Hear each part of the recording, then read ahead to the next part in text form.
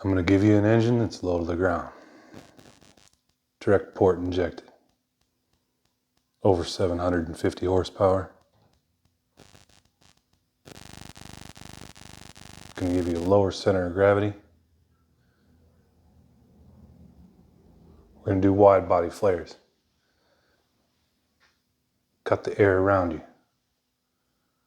Give you a slick paint job. Come SEMA. You're going to be primed, painted, and looking like the best pig in town. Welcome back, YouTube. Hopefully you enjoyed that little montage we put together for you. A lot of fun. Anyway, as well, what we promised, we're going to be tearing apart the Trans Am today. I think we'll start front to back. We'll just get the front end tore off, move our way on down the line, see what we got to work with.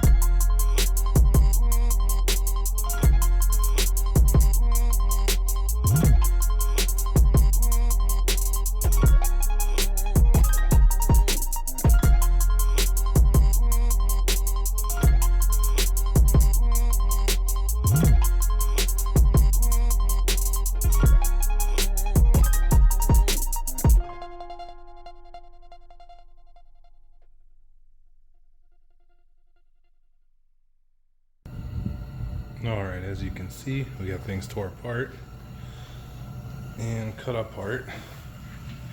And before we get any further, things we gotta do, I've got a bunch of square tubing here. We're going to basically weld it to the pinch rail on each side, extend it out to pick up those points on both sides here and support it.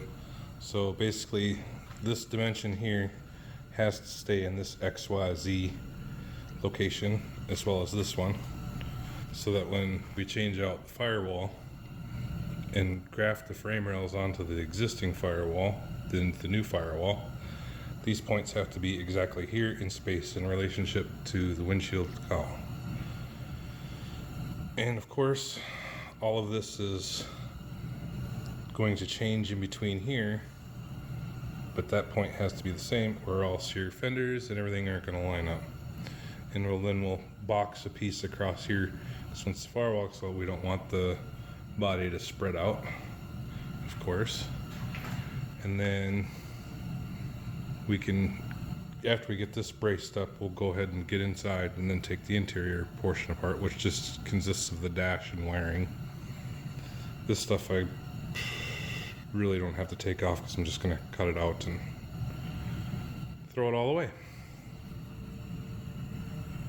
So it didn't take very long, but then of course all these areas here, I just did a quick and dirty. We'll come back along and get a little closer with it, then grinder smooth and clean it up, both sides, depending on how much of that we got to be using after measurements and stuff. What else?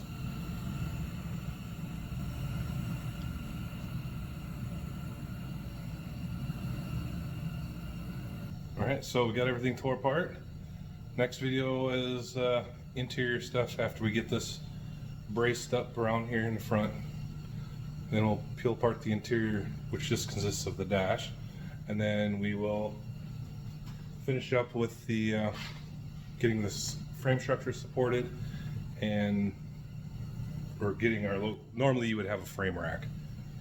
We don't got a frame rack in the garage, so we have to make do, like I said, by attaching metal to some straight part of the car that we need so we can keep the locations where they need to be. And that'll help you in the long run.